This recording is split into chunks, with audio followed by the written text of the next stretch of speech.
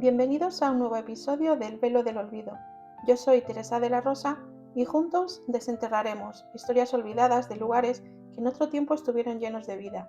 Recorreremos oscuros pasillos de mansiones encantadas y nos sumergiremos en relatos del otro lado. ¿Queréis cruzar el velo conmigo?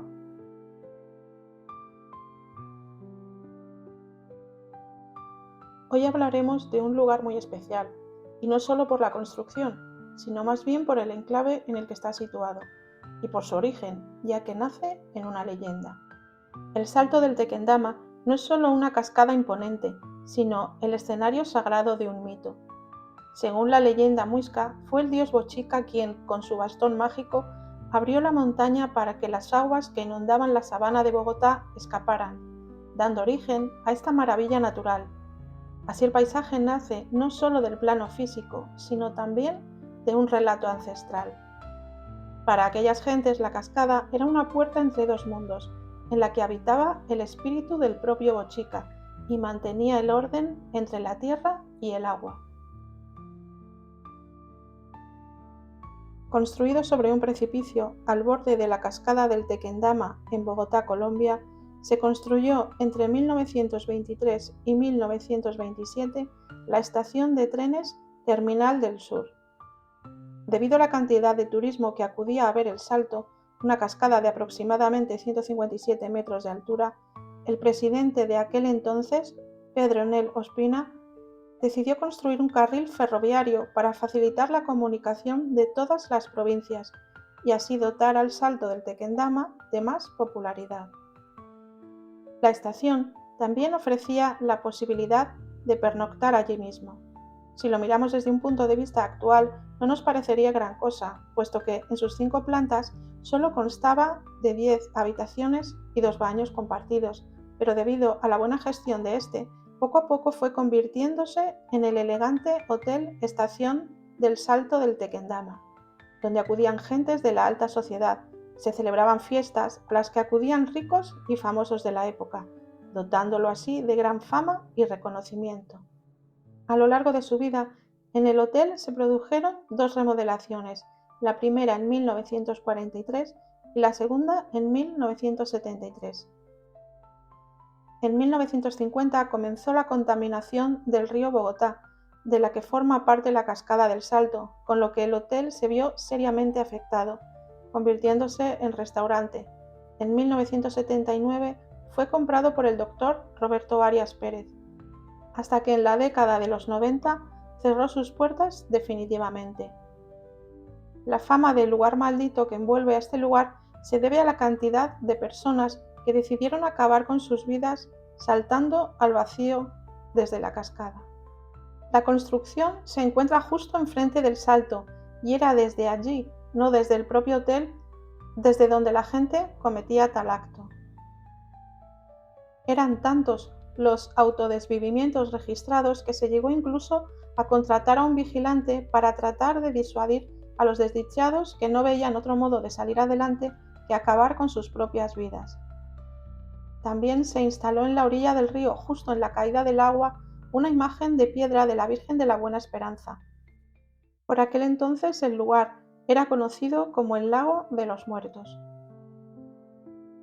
Cuentan que algunas noches es posible escuchar lamentos humanos procedentes del fondo del Salto. Se cree que son las almas de quienes acabaron con su vida allí y no han podido descansar en paz, o puede que sea el eco de tantas familias que acudieron allí mismo a llorar por la pérdida de sus seres queridos. No siempre se podían recuperar los cuerpos. Lo que sí existen son imágenes que algún fotógrafo logró captar justo en el momento del acto. Al lugar también acudían periodistas, algunos sin escrúpulos, que pagaban a los pequeños comerciantes de la zona para que recogiesen las últimas pertenencias o notas y se las entregasen para así tener la mejor crónica de este hecho tan lamentable. Y como no deja de sorprenderme la maldad humana, puesto que se demostró que algunas de estas notas eran falsas, escritas por los propios vendedores que a cambio de dinero las escribían ellos mismos. Son muchos los testimonios, tanto de huéspedes como de trabajadores del hotel, de cuando este era propiedad del doctor Roberto Arias, que aún hoy relatan sus experiencias tanto con aparecidos como con sucesos extraños ocurridos dentro del hotel, como luces que se encendían solas, pasos en los pasillos vacíos o murmullos que provenían de dentro de las paredes. La aparición más recurrente era la de una mujer con un vestido blanco que aparecía al borde del salto y que desaparecía en un instante. En 2009, la Fundación Granja Ecológica contactó con los últimos dueños y les propuso restaurar el edificio y convertirlo en Casa Museo de Tequendama de Biodiversidad y Cultura, proyecto que vio la luz al inaugurarse en 2014.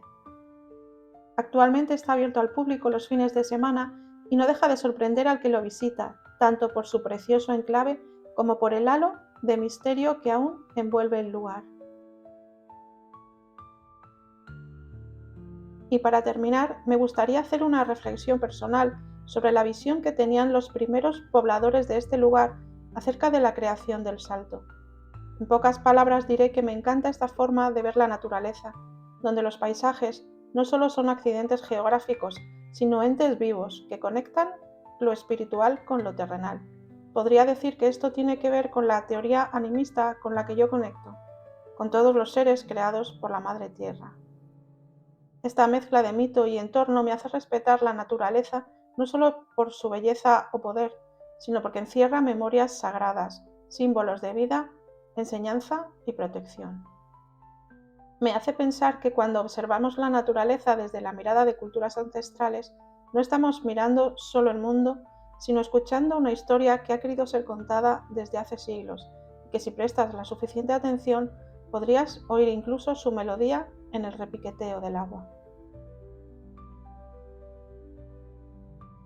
Y ahora es el momento de adentrarnos en las historias de medianoche. Ponte cómodo, apaga la luz y piensa que a veces las cosas no son lo que parecen. El relato del episodio de hoy se titula Duermevela. Mariana llegó exhausta al hotel. Después de un vuelo de 8 horas desde Los Ángeles y 2 más de viaje en coche, en lo único que pensaba era en darse una refrescante ducha y dormir un poco. A la ducha le daría tiempo, el sueño debería esperar. Mariana Tayrona era una reconocida escritora colombiana. Tras haber ejercido de profesora en su Bogotá natal durante más de 40 años, en los que había ido publicando alguna que otra obra sin mucha repercusión, el éxito le llegó un año después de jubilarse de la mano de Orquídea Blanca, su cuarta obra publicada, y con la que no tardó en ser reconocida, no solo en su Colombia natal, sino también en el resto del continente americano. 3 años después, y con otros 2 éxitos a sus espaldas, Mariana era la encargada de inaugurar las primeras jornadas culturales La cultura de la tierra, sabiduría de las mujeres rurales, que pretendía dar voz y compartir el conocimiento ancestral que las mujeres del ámbito rural habían adquirido generación tras generación. Había sido un honor que contaran con ella para tal evento, así que por muy cansada que estuviera, no podía perderse la cena previa al día del acto de apertura. Lo que sí hizo fue despedirse pronto al acabar y dirigirse a su habitación. En el hotel le habían asignado una habitación en la 5ª planta, con vistas espectaculares al Salto. Enseguida se acostó, dejó entreabierta la ventana, aprovechando la maravillosa noche que hacía. Desde la cama podía ver el cielo plagado de estrellas y escuchar el sonido del agua al caer de la cascada, lo que le llevó a conciliar el sueño enseguida. No habría transcurrido más de 1 hora cuando unos golpes la despertaron. Parecía el sonido que hacen los cascos de un caballo al caminar. Debía de ser otra cosa, pensó Mariana. Poco a poco el sonido se fue haciendo más fuerte. Ahora parecía un galope. Lo escuchaba fuera de la habitación, pero se acercaba cada vez más rápido. Los golpes ahora sonaban muy fuertes y se pararon de pronto detrás de la puerta. La manecilla de la puerta comenzó a sonar. Alguien intentaba entrar en ella. Hizo lo único que podía hacer, cerrar los ojos fuertemente y taparse hasta la cabeza con la sábana. El corazón le latía a 1000 por hora y sentía todo el vello de su cuerpo erizado en un interminable escalofrío.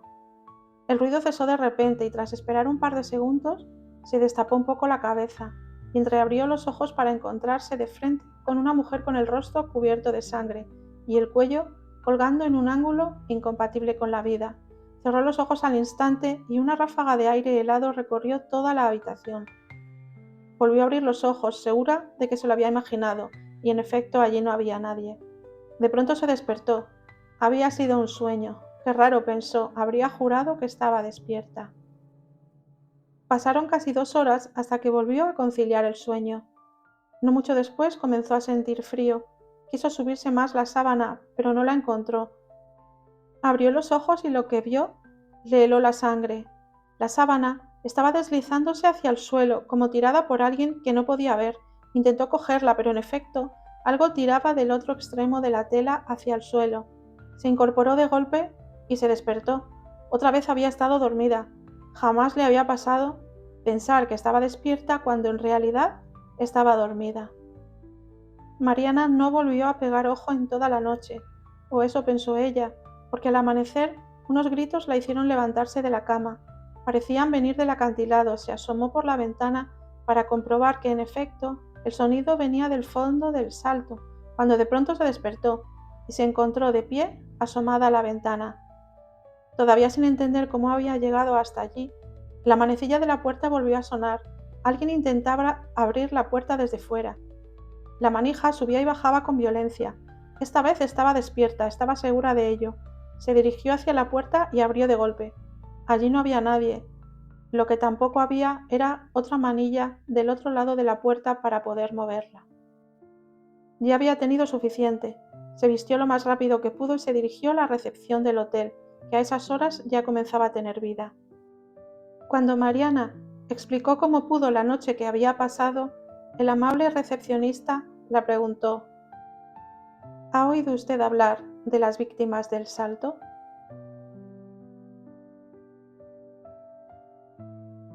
Y con esta historia cerramos el velo por el día de hoy. Muchas gracias por cruzarlo conmigo y que tengáis una semana encantada.